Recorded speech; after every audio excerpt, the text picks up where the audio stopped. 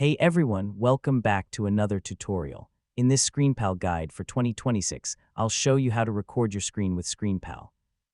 Whether you're creating tutorials, recording presentations, making YouTube videos, demonstrating software, teaching online classes, or capturing gameplay, ScreenPal makes screen recording simple and professional.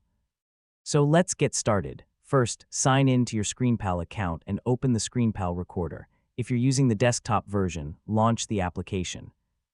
If you're using the web version, open the recording tool from your dashboard. Once the recorder opens, choose the recording mode you want to use. You can record your screen, webcam, or both at the same time depending on your content needs. Next, select the screen area you want to capture. You can usually choose full screen, a specific application window, or a custom region that you define manually. For the best results, use a quality microphone, maintain a clean desktop, speak clearly, and plan your recording before you begin.